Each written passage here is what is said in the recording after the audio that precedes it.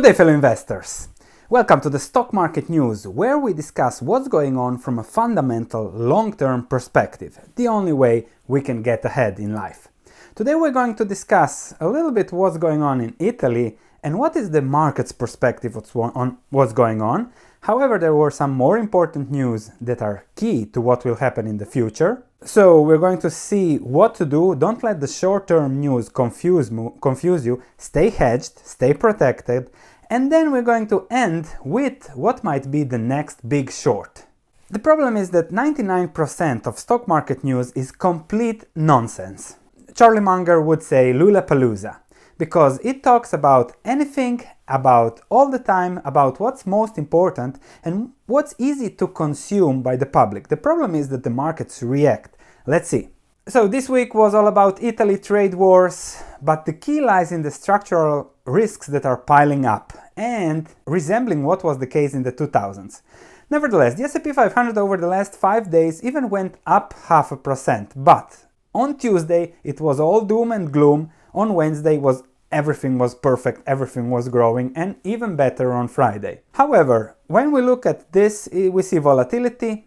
Since the start of the year, same volatility, just up 2.28%. Nevertheless, if you look at the 5 years, the S&P 500 is up 68%, which is amazing, and one should question whether stocks are just a bit riskier now. If you look at risks from the perspective of great investors, Warren Buffett, Charlie Munger, Seth Klarman, they see risk as a function of price. The higher the price, the higher the risk, and that's it. So we might start thinking, okay, the stock market might be risky after such great 5 if I add 10 years of just going up. But there is so much more. Just a funny note on this week's news. On Tuesday afternoon, everybody was stocks drop, bonds rally as Italy vows jolt assets. So crazy day on Tuesday. The next day it was completely the opposite. Markets calmed down after yesterday's Italian mayhem. So one day everybody's crazy, the next day everybody's calm. But here the third line is the most important piece of information you need to get out from this week. The Fed starts a discussion of the Volcker rule that Wall Street despises. Just an information on the Volcker rule 2009, it was proposed as a rule that banks that are federally insured are not allowed to speculate in markets and not allowed to take huge risks, as it was the case in the past, where they take huge risks. If they win big. If they lose, they are bailed out. So that was something that was prohibited, discussed, lobbied. A mess came out there because the initial proposal was half a paragraph. The actual law was more than 100 pages, so it was crazy. But now Wall Street banks don't like it. They want more freedom, more trading, more speculation with your money, of course. That's logical. And what's going on is that the Fed politicians are backing easing the Volcker rule restrictions that have been already eased over the last 5 years on big banks trading. The problem is that big banks really make most of their money on trading. Look, we can see here Goldman Sachs and Morgan Stanley, Citigroup leading the pack. Citigroup wasn't that bailed out, Goldman Sachs also a little bit. So same old, same old. So my point here is that we are seeing the risks piling up again. The house of cards are being built again because we have seen loosening fiscal policy. We want the stock market to go higher. We want rich people to be richer, and we want to lower taxes, lower corporate income taxes, so that the stock market goes even higher. Now that the stock market went higher, okay, what's next? Now we have to allow investment banks to speculate on more growth because they are high on growth, high on returns, high on fees, and they will push the stock market even higher. So everybody's now focused, okay, how can we push the stock market higher? What are they creating? A house of cards, as it has been in the past. However, there are some people that say how things are not that good. Soros is focused on the European Union, Italy, that the situation is not sustainable and that things should be changed and things should really be taken care of, not just by printing money. However, if we look at what the CEO of Morgan Stanley is saying because he calls George Soros ridiculous. He says that he doesn't think we are facing an existential threat at all. On one side we have independent investors like George Soros, who is saying that things are not stable, and if you see what's going on, you know that it's not sustainable over the long term. And then you have the CEOs of the big investment banks that have your money, have tax paying, expecting to bail them out if they go wrong, and they have big bonuses if things go right.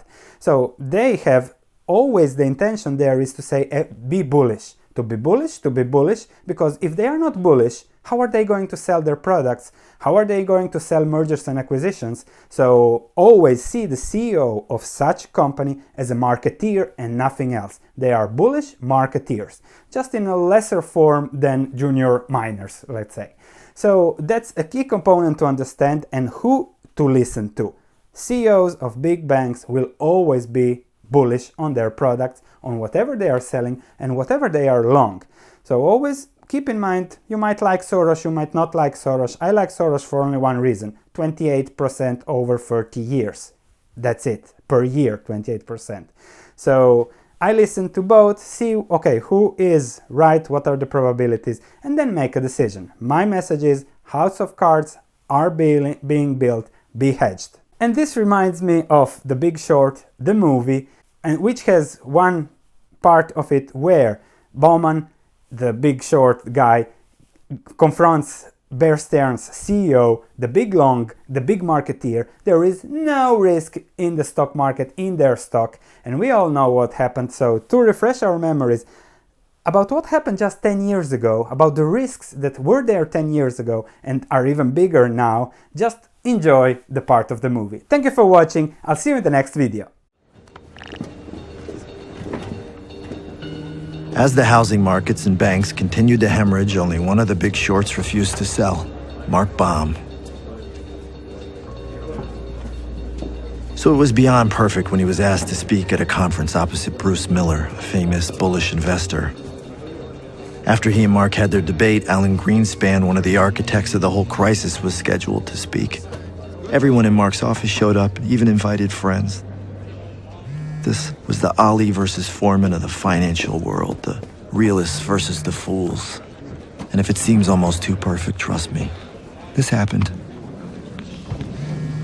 Welcome, everyone. Please give a generous welcome to Mr. Bruce Miller and Mark Baum.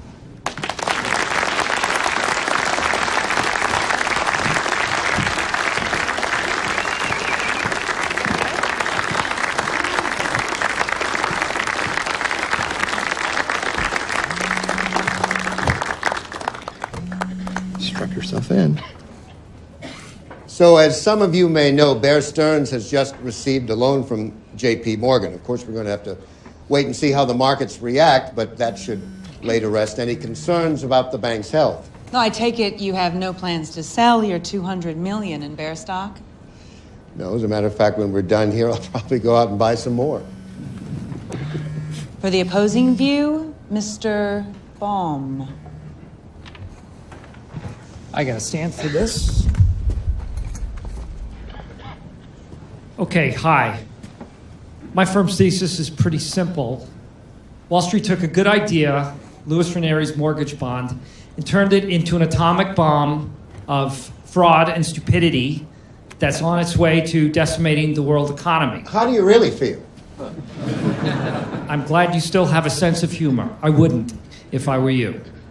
Now, anyone who knows me knows that I have no problem telling someone they're wrong. It's my passion. But for the first time in my life, it's not so enjoyable. We live in an era of fraud in America, not just in banking, but in government, education, religion, food, even baseball. What bothers me isn't that fraud is not nice or that fraud is mean. It's that for 15,000 years, fraud and short-sighted thinking have never ever worked. Not once. Jesus, we're at 37. Eventually, We're at 37. People get caught. Things go it's south. fucking plummeting, man. It's fucking plummeting. When the hell did we forget all that?